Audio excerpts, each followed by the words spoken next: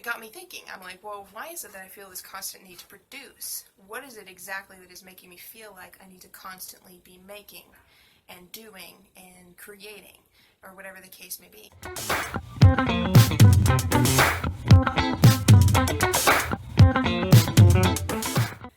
Hey everybody and welcome. Today I wanted to talk about the should monster. And I know that I've talked about this concept a couple of times, but it's definitely become another problem point for me in the recent days. So I thought I'd share some of the information that I've come up with you guys and see if it helps you as well. So essentially what has happened is I started looking at the things that I do in any given day and started telling myself that I should be doing this or that or the other thing. So, for example, I have made it kind of a objective of mine to record a video every day, to edit a video every day, to upload, a video every day, which thankfully I don't have to do anymore because I learned how to batch upload, so thank goodness for that. And apparently it's not that hard, so, you learn something new every day. But then I also added to that list where I had started to go, well, now I can start adding in my writing, so I wanted to write every day. Practicing guitar is something that I keep trying to add in. I'm like, so I need to do that every day. And then 3D animation is something that I would like to keep learning with, so I should do that every day. And then programming, I should keep up with my programming skills, so I need to do that every day. And then additionally, I have my 5-mile walk that I have kind of established and is my regular routine now. And I'm just like, at this point going, holy cow, that's a lot of stuff. That's a lot of stuff to do in one day. And it got me thinking. I'm like, well, why is it that I feel this constant need to produce? What is it exactly that is making me feel like I need to constantly be making and doing and creating, or whatever the case may be? And the first thought that comes to mind is maybe it's the line of work that I've gone into. Maybe it's because I'm always at home, so I can never really escape my work. Because I work from home. I work making videos. I work from home on my 3D animation. I work from home on my programming, on my writing. These are skills that I can work on from anywhere, basically from any computer, with any phone, or whatever the case may be. So, I never have the chance to escape it. But as I started thinking back, I went into the toughest, longest job that I've ever had, which was semi-truck driving, where I did over-the-road truck driving for a while. And I realized, even though when I was semi-truck driving over the road, working 12, 13 hours a day, sleeping and doing whatever else within the 10-hour period in between shifts, and I was constantly going, even then, with a 70-hour work week, I was judging myself for not producing more. In that particular moment in time, I was working as an author too, and people kept telling me, you can work and do other stuff too, and so you can work to earn money and then you can work on your writing on the side.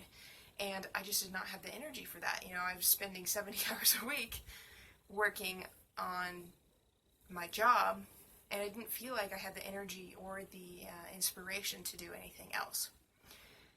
So even in the most stringent environment, I was still judging myself and saying that I wasn't productive enough.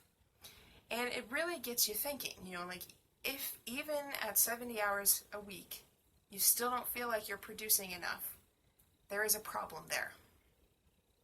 Similarly to where I am now, despite the fact that I'm not working 70 hours a week, this idea that I need to be constantly producing, constantly creating, and constantly making new things, constantly contributing to the economic system or whatever the case may be, that is a problem.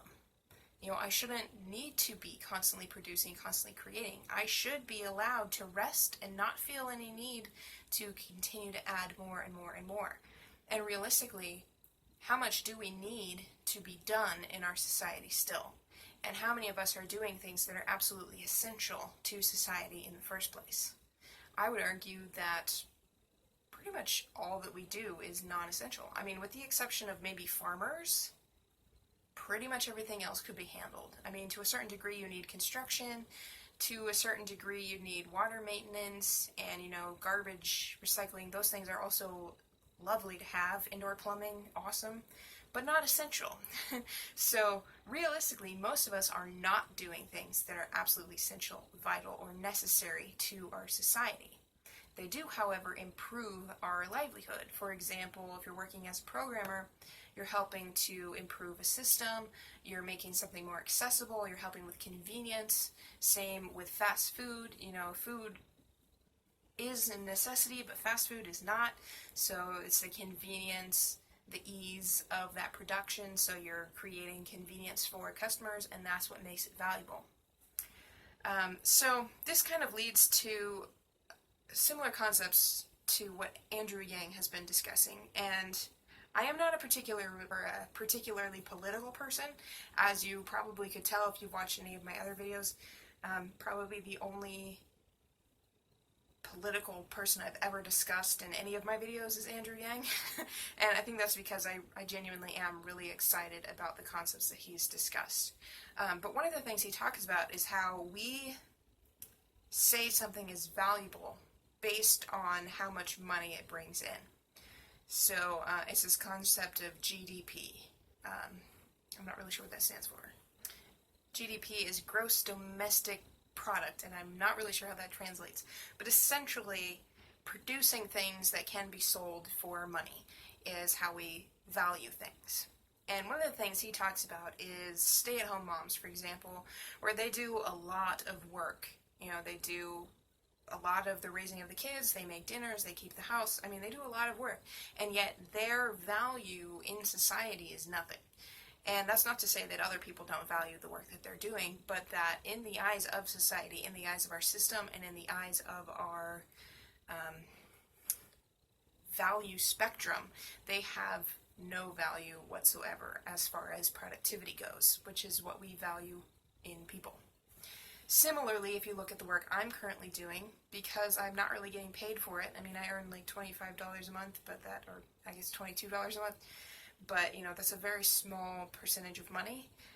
So my value is $22 a month right now as far as GDP goes, and yet I believe the information I'm sharing is helpful to, or could be helpful to, a lot of people, and could grossly impact the mental and spiritual well-being of many. So I would say that the work I'm doing is very valuable, but from the eyes of society, from the perspective of GDP, it is not. Similarly, you've got so many musicians out there who perform music on big stages. You've got the big names. One of the groups that I recently watched a documentary on was the Jonas Brothers, for example. Massive audiences. They get a lot of people coming out to their shows. You can look at your favorite artists and say the same thing. They've got a big following. But you also have how many musicians out there who aren't earning money for their work, and yet they could have just as good or better music than the big names. They just haven't gotten the support or have the time or whatever the case may be in order to reach that point. So the value of the average artist is nothing. And even if they can find a way to make a living at it, they're going to be judged every single day, and possibly even judge themselves every single day up until the point where they can support themselves off of what they're doing. So when it comes to Andrew Yang and his concepts of UBI, where the whole idea is just as an American citizen, you have the right to a partial share in the U.S.'s wealth, essentially, I find this very appealing, and part of the reason I like this idea is because we're no longer valuing people based upon what they produce. And you kind of eliminate this mentality that you constantly need to produce and that your life is only worthwhile if you are producing, which is exactly the problem that I'm running into, is I feel like I need to produce more, and when I'm not producing, I therefore judge myself and feel lesser because of it. Now you can tell me that this is just me, you can tell me that, I'm insane for thinking this, but I actually think this is a fairly widespread problem. I think a lot of people feel this way, and that is very problematic, particularly for people who lose their jobs and cannot be retrained to go into a new industry. And just for a second there, let's say that every truck driver who is more than likely going to lose his or her job in the next 10 years or so, If you took all of those people and you put them into tech-based industries, how many of them do you really think we're going to need? We don't need that many programmers. I mean, even the programmers I know, and I know programmers, I know a lot of programmers, even the ones that I know very rarely actually create new programs. The majority of what they do is actually maintenance or slight alterations to make something a little more streamlined or a little more convenient or whatever the case may be. So even if you took all of those truck drivers and put them into programming jobs, you're going to run out of capacity really fast. They're going to fill up the need super quickly, and a majority of them still aren't going to have somewhere to work. So that's also an issue. But back to that concept of, even if you're going to take all of these people that potentially stand to lose their jobs and retrain them, you're not actually eliminating this concept of needing to produce to provide value. And these people will essentially lose their capacity to produce because not everybody has the mental capability to be a computer programmer. And I can tell you, it's not easy work. It requires a very logical mind. It requires you to break things down to their smallest size. I mean, if you understand binary at all, I mean, you don't necessarily program in binary, but that is the basis of computers in many regards. So understanding binary, understanding that counting system could be hugely beneficial to you as a programmer, and just having one person wrap their head around binary can be a challenge. It can be really hard to teach people that. It'd be kind of like saying every truck driver has the capability to become an engineer and build bridges. Personally, I don't really trust the average truck driver with designing a bridge. I'm not even sure I trust most engineers with that task. So, I can easily ignore the fact that somebody could have been a terrible engineer and yet designed the bridge that I went over. But in truth, I don't think that job is one that is easy. I don't think that's one that anybody can do. I think it's quite challenging. Similarly, do you want the average truck driver to operate on you in a surgery room? I wouldn't. So this whole concept of retraining is just ridiculous in the first place. So when this concept of UBI, this universal base income, comes in, it's kind of like saying, hey, even though you can't produce in the way that we need as a society, you still have value, you're still worthwhile, you are a human being, you are a U.S. citizen, and you are worthy of this support. You are worthy of life, and we are excited to see what else you can do.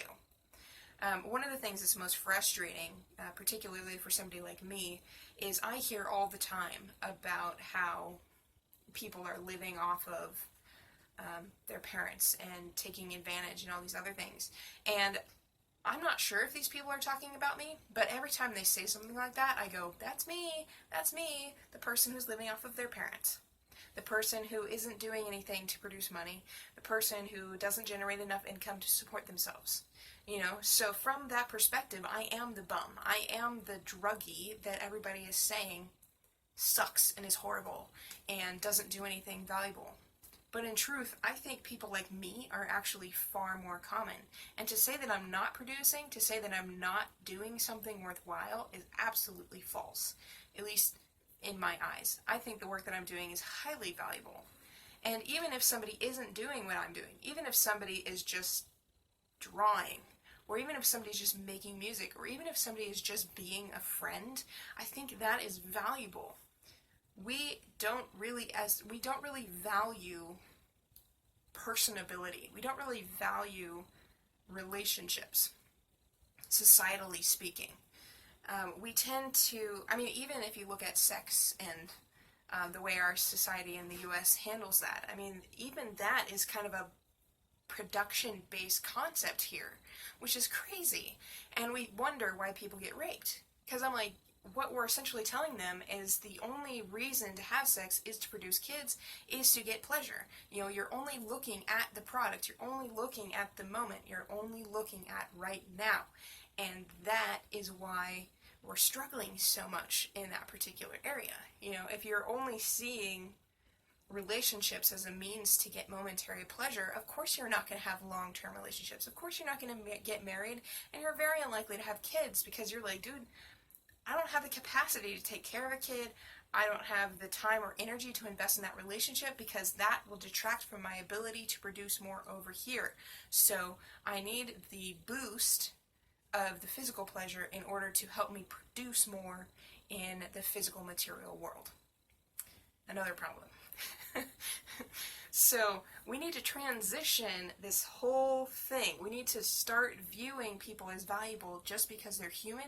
We need to start valuing people because of their capacity to connect with other humans. We need to value happiness. We need to value satisfaction levels. We need to value work that isn't currently being valued, such as artists, authors, entrepreneurs. I mean, these are all things that will be greatly supported by concepts like UBI. And while this video is not exactly a promotion of Andrew Yang, I personally see him as helping us move in the right direction. You know, his whole concept of bringing psychiatrists into the White House is a good one. And while I don't necessarily like all psychiatrists, and while I personally view the system of training them as faulty, I can say that I have found some psychologists that I really appreciate, and I do think they're doing valuable work. I do find other methods of producing emotional development. I do know of other methods of becoming a better person, of learning and growing, and becoming the kind of person you want to be. But if you have to start somewhere, a psychologist is a great way to go. So, looking at the world from my perspective, the production issue, the should monster, is a really big problem. Right up there with automation, which I see as potentially problematic because it's going to shift our society so dramatically. I've made a couple videos on that as well. And then finally, you have the spiritual development issue, where we are kind of a godless country at this point. You know, we don't have a strong sense of God or spirituality or even a moral foundation necessarily. And I see this as potentially problematic because if you live in a world where people are feeling useless and worthless and without value and without purpose, you're going to end up with violence and destruction and things like this because people will be looking for something to do. And that's why I think that spirituality and some kind of religious or moral foundation is really important, because you're starting to build up a foundation of value. You're starting to tell people that they have worth whether or not they do something. You know, that just as humans, they deserve life and liberty and the pursuit of happiness, similar to what the Constitution says. You know, so I see myself as trying to aid the spiritual side, trying to aid the religious aspect, trying to help people find the moral foundation, find that inner sense of peace, find that inner sense of worth. And then you have Andrew Yang, who is working on the technological side, the automation, and valuing people financially and materially based on the fact that they're human. Coupled together, working with other people like us, or, you know, like me and then like him, whatever the case may be, we start ending up in a world where we're working together, we're starting to create a sense of harmony, we're starting to create a sense of community, and broadening the sense of acceptance so that we're not fighting in between each other or in between ourselves just because somebody disagrees with us. So I know that this video is a little broad in its approach, but essentially the concept here is this whole idea of should do something, of constant production, is faulty, and it's going to take some time to change. It's going to take some concerted effort on the parts of many in order to actually start to shift this perspective. But it is definitely one that we need to shift. You know, feeling hurt, feeling angry, or feeling like you're worthless just because you're not making something is terrible. Nobody should suffer because they're not producing. Nobody should feel like their life is only worth the things that they make. Your life is valuable no matter what, just because you're alive. That's something that I think many of us struggle with. To a certain extent, we're all trying to prove that we're worthy of life. And that means that for so long, our society has taught us that we're not, that now we believe it. So we need to get back to that place, get back to that knowledge that we are innately valuable, and then from there we can actually reach this new world and start harboring in this future of harmony, balance, and unity, which is ultimately, I think, what we're all looking for. So I hope you enjoyed this video. I hope that at least at the end there you kind of got the sense of what I was talking about, got an idea of where I'm going with this, of what I'm trying to accomplish here. And yeah, so definitely click the like button if you enjoyed this video, subscribe to the channel. I would love to have you watch more of my videos, and that is a great way to keep informed. If you have any questions, comments, further ideas, if you're a Yang Yang member, feel free to comment in the comment section, because you know, you're my peeps, so I'd love to have you do that. Finally, if you are capable and willing to support me financially, I would love to have you over on my Patreon page and have that financial support that I currently don't see and would love to have. So, thanks for watching. I hope you enjoy this video, and I will talk to you again soon. Bye.